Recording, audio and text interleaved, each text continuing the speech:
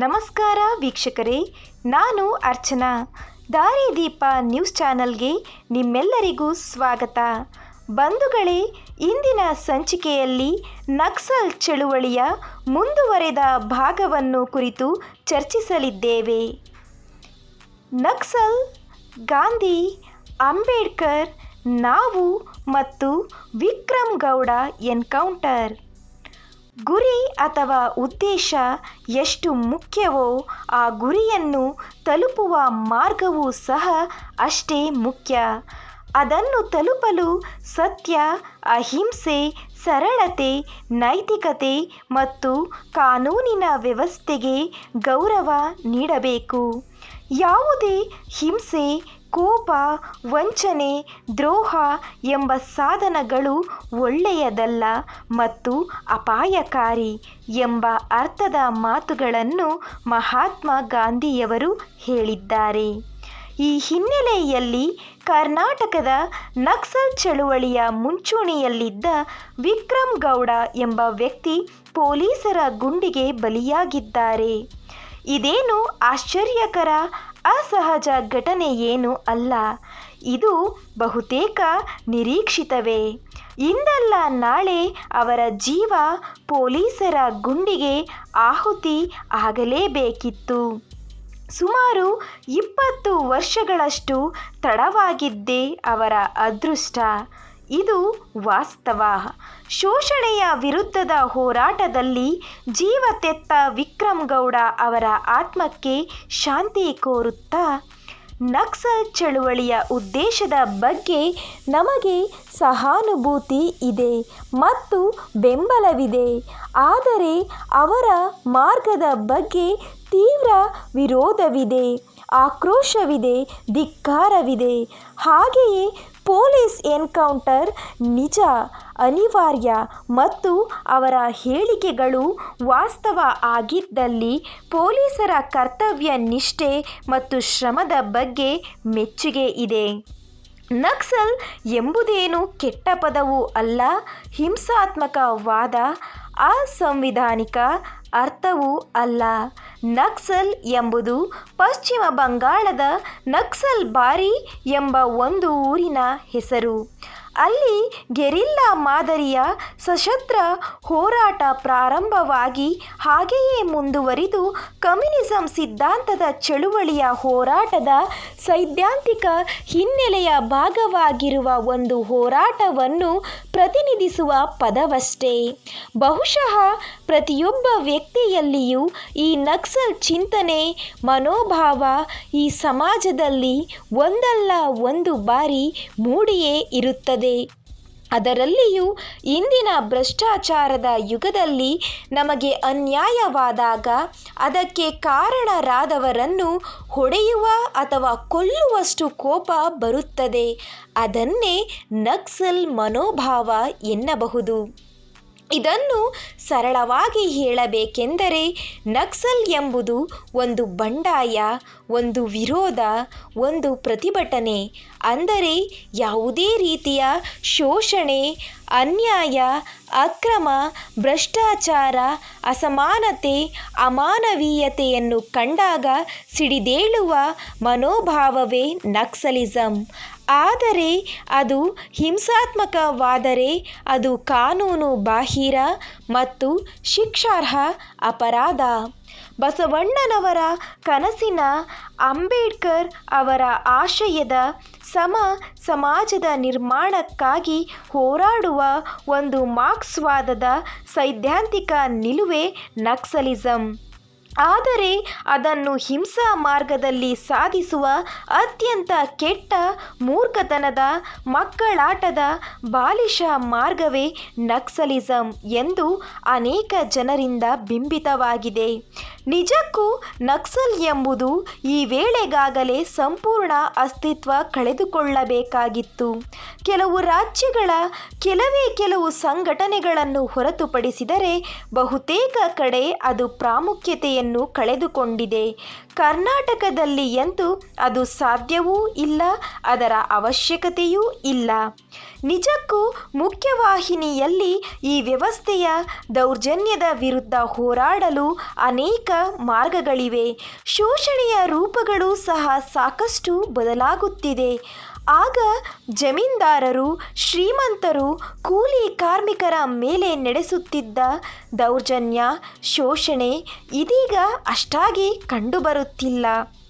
ಆದರೆ ಅದೇ ರೀತಿಯಲ್ಲಿ, ಆದರೆ ಬೇರೆ ರೂಪದಲ್ಲಿ ಪರೋಕ್ಷವಾಗಿ ಕಾರ್ಪೊರೇಟ್ ಸಂಸ್ಕೃತಿ ಯುವಜನಾಂಗವನ್ನು ಶೋಷಿಸುತ್ತಿದೆ. ಅದರ ವಿರುದ್ಧ ಹೋರಾಡಬೇಕಾಗಿದೆ. ಅದನ್ನು ಕೆಲವರು ನಗರ ನಕ್ಸಲಿಸಂ ಎಂದು ಕರೆಯುತ್ತಾರೆ. ಆ ಹೋರಾಟ ಮತ್ತು ಹಾಗೆ ಕರೆಸಿಕೊಳ್ಳುವುದು ತಪ್ಪೇನೂ ಅಲ್ಲ. ಅದಕ್ಕಾಗಿ ಸಂಕೋಚ ಪಡುವಂಥದ್ದೇನೂ ಇಲ್ಲ. ಅದು ನಮ್ಮ ಕರ್ತವ್ಯ ಮತ್ತು ಜವಾಬ್ದಾರಿ.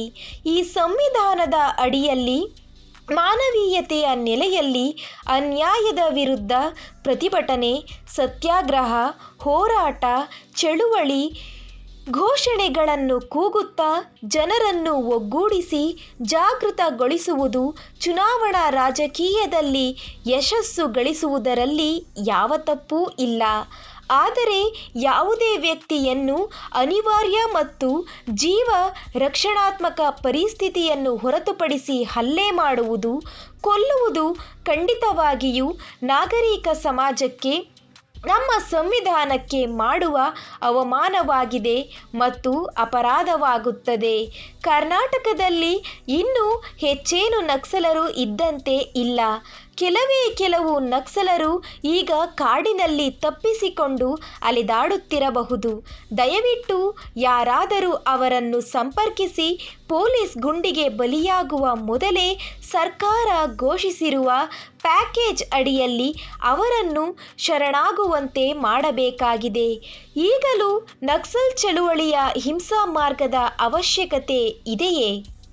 ಮುಖ್ಯವಾಹಿನಿಯ ಪ್ರಜಾಪ್ರಭುತ್ವದ ರಾಜಕೀಯ ಮಾರ್ಗ ಒಳ್ಳೆಯ ಆಯ್ಕೆಯಾಗಬಹುದಲ್ಲವೇ?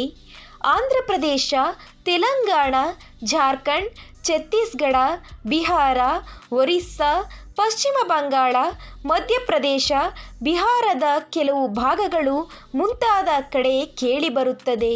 ಸೈದ್ಧಾಂತಿಕ ಸ್ಪಷ್ಟತೆ ಇದ್ದರೂ ಮಾರ್ಗದಲ್ಲಿ ಎಡವುತ್ತಿರುವರು ನಕ್ಸಲರು. ಸ್ವಾತಂತ್ರ್ಯ ಬಂದು 77 ವರ್ಷಗಳ ನಂತರವೂ ಪ್ರಜಾಪ್ರಭುತ್ವ ಇಷ್ಟೊಂದು ಗಟ್ಟಿಯಾಗಿ, ಆಳವಾಗಿ, ತಾಂತ್ರಿಕವಾಗಿ ಮುಂದುವರಿದಿರುವಾಗ, ಸಮೂಹ ಸಂಪರ್ಕ ಕ್ರಾಂತಿಯಾಗಿರುವಾಗ ಈಗಲೂ ಶಸ್ತ್ರಾಸ್ತ್ರ ಹೋರಾಟ ಮಾಡುತ್ತಾ ಹಿಂಸೆಯನ್ನು ನಂಬಿಯೇ ತಮ್ಮ ಹೋರಾಟ ಮಾಡುವ ಈ ಚಳುವಳಿ ನಿಜಕ್ಕೂ ವಿಷಾದನೀಯ ಮತ್ತು ಅತ್ಯಂತ ಮೂರ್ಖತನದ್ದು. ಭಾರತದಂತಹ ಬೃಹತ್ ಶಕ್ತಿಯುತ ಸೈನಿಕ ಮತ್ತು ಪೊಲೀಸ್ ವ್ಯವಸ್ಥೆಯ ವಿರುದ್ಧ ಕೆಲವೇ ಶಸ್ತ್ರಾಸ್ತ್ರಗಳ ಮೂಲಕ ಹೆದರಿಸುವ, ಬೆದರಿಸುವ ಮಾರ್ಗಗಳಿಂದ ತಮ್ಮ ಯೋಜನೆ ಕಾರ್ಯರೂಪಕ್ಕೆ ತರುವ ಯೋಚನೆಯೇ ಅತ್ಯಂತ ಬಾಲಿಶವಾದದ್ದು. ಅನ್ಯಾಯದ ವಿರುದ್ಧ, ಶೋಷಣೆಯ ವಿರುದ್ಧ, ದುರ್ಬಲರ ಪರವಾಗಿ ತಮ್ಮ ತನು, ಮನ, ಧನವನ್ನು ಧಾರೆ ಎರೆದು ಹೋರಾಡುವುದು ಉತ್ತಮ ಮಾರ್ಗವೇನೋ ನಿಜ. ಆದರೆ ಅದಕ್ಕಾಗಿ ಶಸ್ತ್ರ ಮತ್ತು ಅದರ ಮೂಲಕ ಹಿಂಸೆಯನ್ನು ಖಂಡಿತವಾಗಿಯೂ ಈ ನೆಲದ ಯಾವ ನಾಗರಿಕರು ಒಪ್ಪಲು ಸಾಧ್ಯವಿಲ್ಲ. ನಿಜಕ್ಕೂ ನಕ್ಸಲರಿಗೆ ಆದರ್ಶಗಳಾಗಿ, ಸೈದ್ಧಾಂತಿಕ ಮಾದರಿಯಾಗಿ ದಾರಿ ತೋರಬಹುದಾದ ಇಬ್ಬರು ವ್ಯಕ್ತಿಗಳೆಂದರೆ ಮಹಾತ್ಮ ಗಾಂಧಿ ಮತ್ತು ಬಾಬಾ ಸಾಹೇಬ್ ಅಂಬೇಡ್ಕರ್. ಒಂದು ಚಳುವಳಿ, ಅದರ ಹಿನ್ನೆಲೆ, ಅದರ ಮಾರ್ಗ, ಅದರ ಗುರಿ, ಅದನ್ನು ಸಾಧಿಸುವ ರೀತಿ ನೀತಿ, ಸ್ಪಷ್ಟತೆ, ಪ್ರಾಮಾಣಿಕತೆ ಈ ವಿಷಯದಲ್ಲಿ ಮಹಾತ್ಮ ಗಾಂಧಿ ನಿಜಕ್ಕೂ ಇಡೀ ವಿಶ್ವದ ಎಲ್ಲ ಹೋರಾಟಗಳಿಗೆ ಮಾದರಿಯಾಗುತ್ತಾರೆ. ಹಾಗೆಯೇ ಆ ಹೋರಾಟಗಳ ಯಶಸ್ಸು, ಕ್ರಮಬದ್ಧತೆ, ಅದು ಪ್ರಾಯೋಗಿಕವಾಗಿ, ಆಡಳಿತಾತ್ಮಕವಾಗಿ ಜಾರಿಯಾಗಬೇಕಾದರೆ ಅದಕ್ಕೆ ಅನುಸರಿಸಬೇಕಾದ ಆಡಳಿತಾತ್ಮಕ ಸ್ಪಷ್ಟತೆ ಬಾಬಾ ಸಾಹೇಬರ ಸಂವಿಧಾನಾತ್ಮಕ ಮೌಲ್ಯಗಳಲ್ಲಿ ಅಡಗಿದೆ. ಈ ಇಬ್ಬರ ಯೋಚನಾ ಶಕ್ತಿಯನ್ನು ಪ್ರಾಮಾಣಿಕವಾಗಿ ಮತ್ತು ವ್ಯಾಪಕವಾಗಿ ಬಳಸಿಕೊಳ್ಳಲು ನಕ್ಸಲರಿಗೆ ಸಾಧ್ಯವಾಗುವುದೇ? ಆದರೆ ಖಂಡಿತವಾಗಲೂ ಈ ಜನರ ನಡುವೆ ಅವರು ತಮ್ಮ ಆಶಯಗಳನ್ನು ಪೂರೈಸಿಕೊಳ್ಳುವ ಎಲ್ಲ ಸಾಧ್ಯತೆಗಳು ಇದೆ ಮತ್ತು ಆ ಸಾಧ್ಯತೆಗಳು ಅನಿವಾರ್ಯ ಸಹ. ಹಿಂಸೆಯಿಂದ ಏನನ್ನೂ ಸಾಧಿಸಲು ಸಾಧ್ಯವಿಲ್ಲ. ಜೊತೆಗೆ ಒಂದು ವೇಳೆ ಹಿಂಸೆಯಿಂದ ಏನನ್ನಾದರೂ ಸಾಧಿಸುವುದು ಸಾಧ್ಯವಾದರೂ ಅದರಿಂದ ಆಗುವ ದುಷ್ಪರಿಣಾಮಗಳ ಮುಂದೆ ಫಲಿತಾಂಶ ಪ್ರಯೋಜನಕ್ಕೆ ಬರುವುದಿಲ್ಲ. ಕೆಲವು ಕಡೆ ನಕ್ಸಲರಿಂದ ಪೊಲೀಸರ ಹತ್ಯೆ ಮತ್ತೆ ಕೆಲವು ಕಡೆ ಪೊಲೀಸರಿಂದ ನಕ್ಸಲರ ಹತ್ಯೆ. ಇಬ್ಬರೂ ಸಹ ತಮ್ಮ ಕರ್ತವ್ಯಗಳಲ್ಲಿ ತಮ್ಮ ಜೀವವನ್ನು ಕಳೆದುಕೊಳ್ಳುತ್ತಿದ್ದಾರೆ. ಈ ಇಬ್ಬರು ಬಹುತೇಕ ಕೆಳ ಮಧ್ಯಮ ಮತ್ತು ಬಡತನದ ಜೀವನ ಶೈಲಿ ಹೊಂದಿದವರು. ಇದನ್ನು ಎಷ್ಟು ದಿನ ಸಹಿಸಿಕೊಳ್ಳುವುದು? ಈ ಸುದ್ದಿಗಳು ನಾಗರಿಕ ಸಮಾಜಕ್ಕೆ ಕಪ್ಪು ಚುಕ್ಕೆಗಳಾಗುತ್ತವೆ. ಹೃದಯವಂತರಿಗೆ ಕರುಳು ಹಿಂಡುತ್ತದೆ.